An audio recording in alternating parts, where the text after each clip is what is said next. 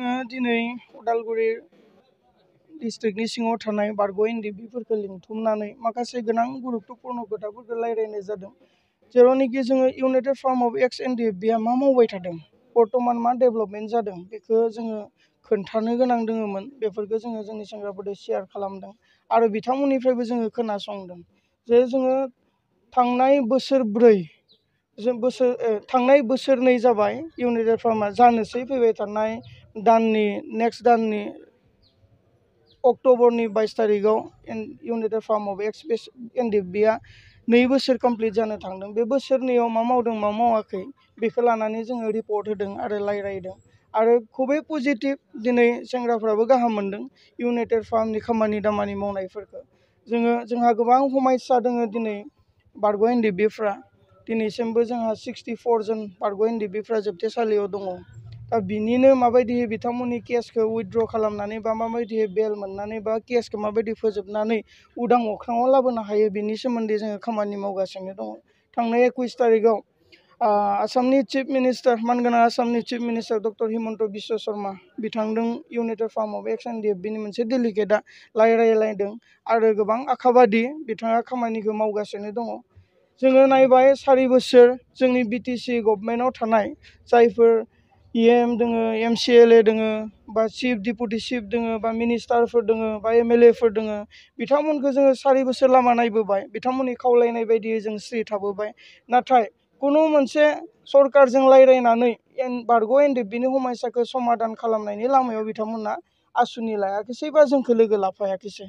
नाथाय आसामनि स्पिकार मानगोनां बिस्वजित दैमारि बिथांनि नाजानायाव, बिथांनि मावनायाव जोङो चिफ मिनिस्टारजों जिरायदों, एडभकेट जेनेरेलजों जिरायदों, एडिजिपि डिजिपिजों जिरायदों आरो गोजौ लेभेलाव थामहिनबा दिल्लीयावबो जों गोबांखिनि अफिसार्सफोरजों बा पलिटिकेलि लिडारफोरजों जोङो लोगो हमनानै सावरायनायनि मोनसे स्पेसखौ मोन्दों। बेनिखाय मानगोनां स्पिकार बिस्वजित दैमारि सार बिथांखौबो जोङो बारग' एनडिएफबिनि जानानै साबायखर बावो आरो आसामनि chief minister doctor Himanta Biswa Sarma sir बिथांखौबो जोङो साबायखर बावो।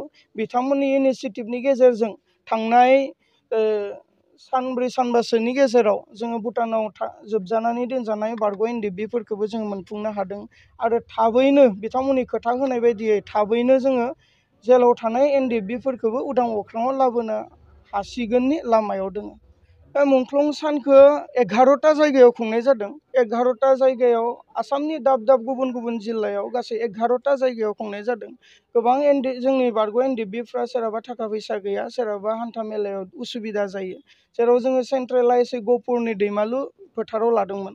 बेयाव थांनो गोजान जायोखाय जोंनो अथ'रिटि होदोंमोन दाब दाब जायगायाव खुंनो थाखाय आरो बेबायदिनो जाय जेरावनो सुबिदा बेखौ बेयावनो मुंख्लंफोरखौ मान होदों, सनमान होदों आरो जोङो बेखौ बाख्नायदोंसो। बेखौ लानानै पलिटिक्स खालामनायखौसो जोङो गाहाम मोना। पलिटिक्सनि बेलायाव सम फैगोन। पलिटिक्सखौ आं दायो बेबायदिहै आं हारसिङै बुंनायनि बाथ्रा नङा। जों पलिटिक्सखौ लानानै सावरायगासिनो दङ। फाइनाल स्टेपआव जोङो लाबोनो हायाखै। जोङो मोनसे सम फैगोन जेरावनोखि फाइनाल स्टेपआव फैगोन आरो बेयावनो गासैबो बारग' एनडिएफबिफ्रा जरदारै खामानि मावनानै पावारखौ हासिल खालामनानै लागोन। नाथाय जों दिनैनि तारिखआव जि खामानिफोरखौ मावबाय थादों, केस उइथड्रनि थाखाय जायदों सावरायनांगौ बेजों सावरायदों, बेखौ जोङो स्रोद सिरि सिरि खालामनाय जादों। खुनु मोनसे मिडियायाव जोङो लाबोआखैमोन। नाथाय जोङो नुनो मोन्दों गुबुन गुबुन दल संगठनफोरा जोंजों थांफानानै मिटिङाव खोनासंफानानै बाहेरायाव ओंखारनानै दल दामनानै खोन्थानायखौ जों नुदों। बेयाव जोङो बारग' एनडिएफबिनि जानानै दुखु फोरमायदों। लोगोसे जेलाव थानाय दुखु खस्थ' लानानै जेलाव थानाय जोंनि मानगोनां बारग' एनडिएफबि बिथांमोनाबो दुखु फोरमायहरदों। जों जिखौ मावदों फिथाइखौ मोननायनि सिगां बेबायदि दल दामनानै खोन्थाथिङाबा मोजां जागोन। मानोना जों आगानसे खारोब्ला जोंनि सुथुरा जोंखौ आगाननै होसोग्राया दंखायो। बिनिखाय जों खारख' हाया जागोन। बिनिखाय बेफोर खामानिफोरखौ दल दामनानै पलिटिकेल माइलेजनि थाखाय क्रेडिट लानो थाखाय सोरबा संगठना क्रेडिट लानो थाखाय पलिटिकेल माइलेजनि थाखाय बिदि दल दामनानै खोन्थाथिंबाय थानायखौ बन्द' खालामनांगौ होननानैहाय जोंनि बारग' एनडिएफबिनिफ्राय हिदान्त' जोङो लानानै दिनै एपिल खालामहरदों बिथांमोनखौ।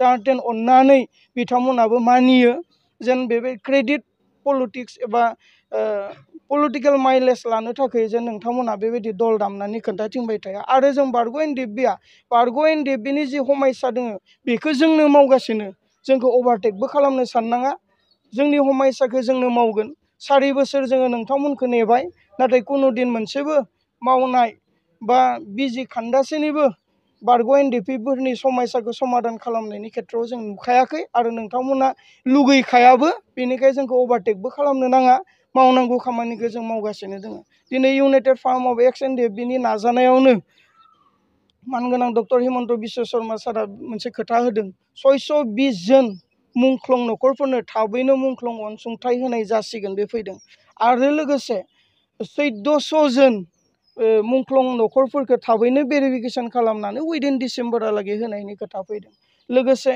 जोंहा गोबां बारग' एनडिएफबिफ्रा रिहेबिलिटेसन मोनफुंजोबाखै बेखौबो बाजेट हमखाबाय उइदिन डिसेम्बर होजोबनायनि जोंनो खोथा होदों लोगोसे जथेस्थ'खिनि डेभेलपमेन्टखौ जोङो मोननो हादों जोंनि हमायसाखौ समाधान खालामनो थाखाय बेनिखाय जोङो जोंनि स्टाइलाव जोङो आवगायगोन जोङो जोंनि मावनो गोनांखौ जोङो मावगोन जोंखौ कुनु मोनसे दल संगठना इन्टारफियार खालामालासिनो बा अभारटेक खालामनो नागिरालासिनो बा जोंनि मावनायाव थाफायै रायजो राजानो दल दामनानै खोन्थाथिङालासिनो सिरियै थाथ'नायखौ मोजां होननानै जों एपिल खालामहरदों बिथांमोनाथ' जेल होनबाथ' मिथिखायो दुखु खस्थ'आवनो थानांगोन न'खरनिफ्राय गोजानाव आरो न'खरखौ बिथांमोना जेब्लायबो सानहरो सिन्था खालामहरो बे न'खरखौ दोनथ'बाव बाखि 30 लाख बर'फ्रा मा जादों मा लोंदों मारै दोङो बेखौसो बिथांमोना सिन्था खालामहरबावो गावसोरनि दुखु दाहाया दोनथ'बाव मानोना जोङो थाङो रायज्लायहैयो सेन्ट्रेल जेलावबो थाङो जोङो सावरायहैयो लोगोसे काहिलिपारा बिथांमोननि केस उइथड्रनि बेलायाव बबे पर्यायाव दं बेखौ आङो मिडियायाव बुंनानै